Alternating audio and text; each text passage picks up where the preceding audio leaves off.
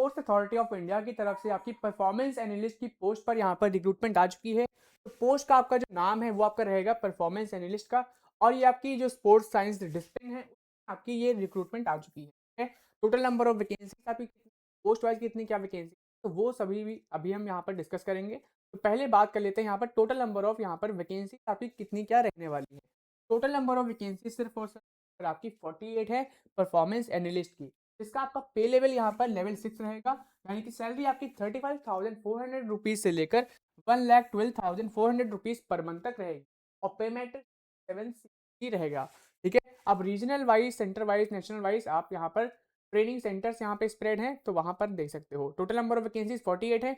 Discipline wise अगर हम यहाँ पर बात करें तो एंथ्रोपोमेट्री में आपकी टोटल नंबर ऑफ जो वैकेंसीज है वो सिर्फ और सिर्फ आपकी 1 है, जो कि आपकी अनरिजर्व कैटेगरी में।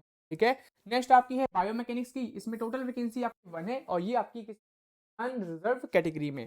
फिर आपकी न्यूट्रिशन यहाँ पे ब्रांच में आपकी वैकेंसी है टोटल 4, जो कि आपकी 3 आपकी अनरिजर्व कैटेगरी में है और 1 वैकेंसी आपकी ओबीसी कैटेगरी में रहने वाली है। नेक्स्ट आपकी है फिजियोथेरेपी, 24 यहाँ पर वैकेंसी है फिजियोथेरेपी ब्रांच में आपकी, जिसमें से अगर हम बात करें आउट ऑफ 24 आपकी अनरिजर्व में 12 वैकेंसी है, ओबीसी में आपकी 6 वैकेंसी है, एससी में आपकी 3 वैकेंसी और एसटी में आपकी यहाँ पर 1 वैकेंसी रहने वाली है। फिजियोलॉजी में टोटल आपकी 4 वैकेंसी है, बाकी कैटेगरी वाइज आप यहाँ पर देख सकते हो। नेक्स्ट आपका है साइकोलॉजी, इसमें आपकी टोटल यहाँ पर 4 वैकेंसी रहने वाली है। फिर नेक्स्ट आपकी जो स्ट्रीम है स्पोर्ट्स साइंस डिसिप्लिन की यहाँ पर है, वो है आपकी strength and conditioning. Total number of vacancy strength and conditioning discipline में यहाँ पर 10 है। ओवरऑल अगर हम वैकेंसी बात करें परफॉर्मेंस एनालिस्ट की, तो ओवरऑल आपकी 48 वैकेंसी, इसमें से अनरिजर्व कैटेगरी में आपकी 29 वैकेंसी यहाँ पर रहने वाली है। अब इस नोटिफिकेशन में आपको हिंदी और इंग्लिश दोनों में यहाँ पर लिखा हुआ है। ठीक है, दोनों में आप अपनी लैंग्वेज के अकॉर्डिंग यहाँ पर पढ़ सकते हो। बाकी यहाँ पर एलिजिबिलिटी क्राइटेरिया की बात कर लेते हैं, यानी कि पात्रता मापदंड की यहाँ पर बात कर लेते हैं। तो एज आपकी कितनी क्या होनी चाहिए, तो मिनिमम तो आपकी यहाँ पर 22 या 18 होगी, और मैक्सिमम यहाँ पर है 30 ईयर्स, यानी 30 साल से ज्यादा आपकी एज नहीं होनी चाहिए। ठीक है, इसके अलावा एजुकेशन क्वालिफिकेशन क्या है और अदर क्वालिफिकेशन क्या है, तो वो भी यहाँ पर देखिए मेंशन है।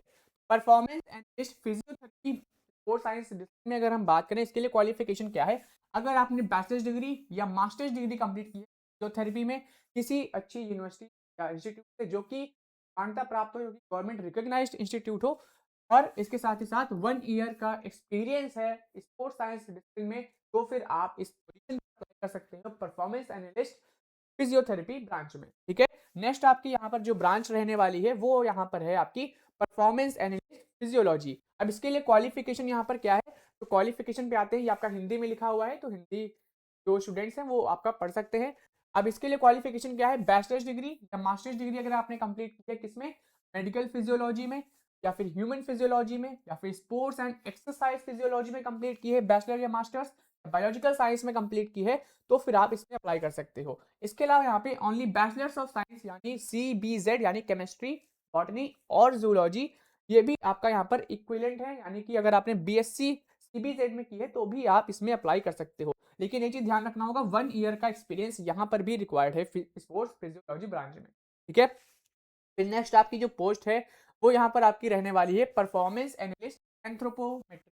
यहाँ पे टोटल नंबर ऑफ जो वैकेंसी बताई थी, टोटल नंबर ऑफ वैकेंसी शायद इसकी 1 है, 1 या 24 इसकी वैकेंसी है, वो आप देख सकते हो।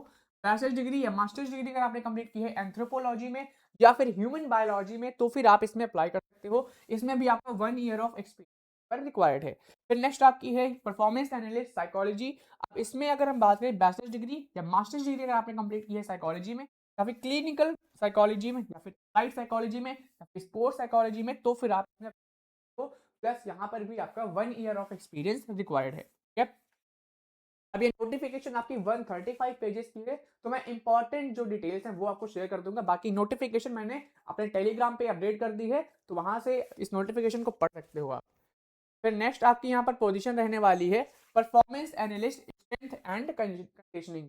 यहाँ पर अगर यहाँ पर क्वालिफिकेशन की बात करें, अगर आपके पास ये सर्टिफिकेट्स हैं, जैसे कि यहाँ पर आप देख सकते हो, इंग्लिश पे आते हैं, तो इंग्लिश में आप यहाँ पर देखो, अगर आपने बैचलर्स डिग्री या मास्टर्स डिग्री कंप्लीट की है स्ट्रेंथ एंड कंडीशनिंग में, या फिर स्पोर्ट्स एंड एक्सरसाइज साइंस में, या फिर स्पोर्ट्स साइंस में आपने bachelors degree masters degree complete की है, तो फिर आप इसमें अप्लाई कर सकते हो। यहाँ पर भी आपका 1 ईयर रिक्वायर्ड है स्ट्रेंथ एंड, ठीक है। सभी पोस्ट के लिए आपका एक्सपीरियंस रिक्वायर्ड है मिनिमम 1 ईयर। फिर नेक्स्ट आपकी जो पोजीशन है वो आपकी है परफॉर्मेंस एनालिस्ट या आपकी है न्यूट्रिशन में। अब न्यूट्रिशन के लिए क्वालिफिकेशन क्या है, बैचलर्स डिग्री या masters degree nutrition and dietetics या फिर फूड साइंस एंड न्यूट्रिशन, तो फूड साइंस के भी इसमें अप्लाई कर सकते हैं, ठीक है। स्पोर्ट्स न्यूट्रिशन या न्यूट्रिशन या फिर फूड एंड न्यूट्रिशन या food and nutrition and dietetics या फिर क्लिनिकल न्यूट्रिशन में आपने बैचलर्स डिग्री या मास्टर्स डिग्री कंप्लीट की है इस डिसिप्लिन में, या फिर अगर आपने होम साइंस में अपनी बैचलर्स डिग्री या मास्टर्स डिग्री कंप्लीट की है तो फिर आप इसमें अप्लाई कर सकते हो न्यूट्रिशन स्पेशलाइजेशन ब्रांच में। अब इसमें भी आपका 1 ईयर ऑफ एक्सपीरियंस रिक्वायर्ड होगा, ठीक है। देखिए यहाँ पर भी लिखा है डिजायरेबल क्या है, 1 year of experience in sports science discipline in sports. Next आपका यहाँ पर है परफॉर्मेंस एनालिस्ट बायोमैकेनिक्स का। अब बायोमैकेनिक्स के लिए भी क्वालिफिकेशन सेम आपकी है जैसे सभी के लिए, बैचलर्स डिग्री या मास्टर्स डिग्री इन बायोमैकेनिक्स या फिर स्पोर्ट्स मैकेनिक्स या फिर स्पोर्ट्स बायोमैकेनिक्स, किनेजियोलॉजी, इनमें अगर आपने कंप्लीट किया तो फिर आप इसमें अप्लाई कर सकते हो। यहाँ पर भी 1 ईयर ऑफ एक्सपीरियंस आपका रिक्वायर्ड है। ऐसे ही यहाँ पर एज रिलैक्सेशन आप यहाँ पर देख सकते हो, एज रिलैक्सेशन मैंने बता दिया था, लेकिन जो अपर एज लिमिट है उसमें रिलैक्सेशन प्रोवाइड किया जाएगा, जैसे कि SC ST को यहाँ पर अपर एज लिमिट में 5 इयर्स की छूट है, 5 इयर्स का एज रिलैक्सेशन प्रोवाइड किया गया है। नॉर्मल जो जनरल स्टूडेंट्स हैं उनके लिए 30 इयर्स है, बाकी SC ST के लिए 35 ईयर अपर एज लिमिट रहने वाली है। तो वहीं OBC नॉन क्रीमी लेयर के लिए 3 years of age relaxation provide किया गया है, यानी उनके लिए ये अपर एज लिमिट यहाँ पर 30 है। वहीं SC ST के लिए यहाँ पर 35 इयर्स अपर एज लिमिट रहेगी, ठीक है। बाकी जनरल EWS सभी के लिए 30 इयर्स अपर एज लिमिट रहेगी। बाकी ये सभी आप पढ़ सकते हो, ठीक है। रिलैक्सेशन विद कैप ये सभी आप पढ़ लेना। इस नोटिफिकेशन का पेजेस आपके यहाँ पर बहुत बड़े हैं, तो मैं इंपॉर्टेंट आपको सिर्फ शेयर करूंगा, ठीक है।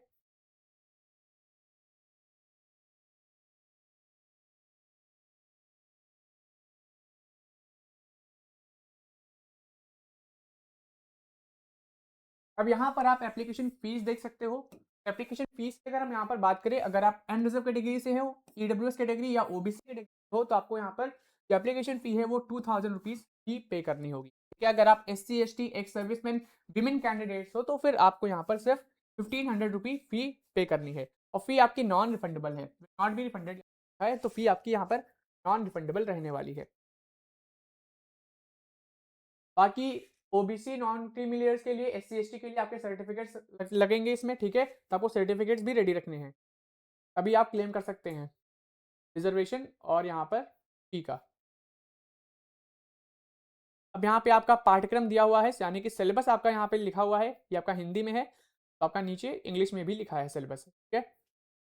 तो यहाँ पर आपका एक, अब इसका मैं एग्जाम पैटर्न बता देता हूँ शॉर्ट में। आपका यहाँ पर एक एग्जामिनेशन कंडक्ट किया जाएगा, ठीक है। CBT मोड में आपका एग्जाम होगा, 100 क्वेश्चन इसमें रहने वाले हैं आपके एग्जामिनेशन में। 2 या 3 घंटे का आपका ये एग्जाम रहेगा। इसमें आपके शायद 200 मार्क्स का एक क्वेश्चन आप 200 मार्क्स का यहाँ पर एग्जाम रहेगा, जिसमें 100 क्वेश्चन रहेंगे, यानी एक क्वेश्चन आपका 2 नंबर का रहने वाला है। फिर उसको जो क्वालिफाई कर लेंगे वही फाइनल मेरिट लिस्ट में आएंगे और उन्हीं का यहाँ पर सिलेक्शन होगा। अब जो आपका CBT पेपर होगा, तभी जो भी आपका यहाँ पर पेपर कंडक्ट किया जाएगा, उसके यहाँ पर जो है आपके 3 सेक्शन है, ठीक है। पहला सेक्शन सभी के लिए, जितने भी आपकी कोई बताई सभी के लिए आपका कॉमन रहेगा। 2 सेक्शन आपके 2, और तीसरा सेक्शन जो इसका रहेगा ये आपका डिसिप्लिन वाइज बटा है, ठीक है। अगर आप एंथ्रोपोलॉजी में अप्लाई कर रहे हो तो उसके क्वेश्चन यहाँ पर रहेंगे, और यहाँ पर भी आपको एंथ्रोपोलॉजी के ही देंगे, स्पोर्ट्स साइंस के ही क्वेश्चन आपको देखने को मिलेंगे अगर आप उस ब्रांच में अप्लाई कर रहे हो। पहला जो है, पहला आपका सभी के लिए कॉमन रहेगा, जितने भी ब्रांचेस आपके हैं वो सभी के लिए आपका कॉमन रहने वाला है। तो इसमें आपका सिर्फ और सिर्फ एक CBT पेपर होगा, और उसी के बिहाफ पर आपका यहाँ पर सिलेक्शन किया जाएगा। बाकी आप यहाँ पर सिलेबस देख सकते हो कि सिलेबस आपका यहाँ पर लिखा हुआ है।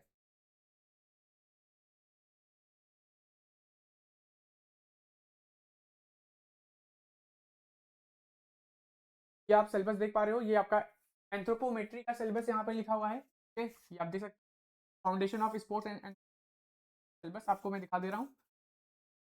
बाकी इसकी PDF जो है नोटिफिकेशन मैंने अपने टेलीग्राम ग्रुप पे अपडेट कर दी है, तो उसको ज्वाइन कर लें, वहाँ से आप नोटिफिकेशन एक्सेस कर सकते हैं। ये आपका सिलेबस है पूरा, और सैलरी मैंने आपको बता ही दी थी, ठीक है। सैलरी आपकी 35,000 रुपीज़ से लेकर 1,12,000 रुपीज़ के अप्रॉक्स यहाँ पर रहने वाली है। तो काफ़ी अच्छी पोस्ट है, इसमें जरूर अप्लाई करो, और ऐसी ही लेटेस्ट जॉब अपडेट्स के लिए हमारे चैनल रैंकिंग पीडिया एजुकेशन पर अभी सब्सक्राइब कर लें।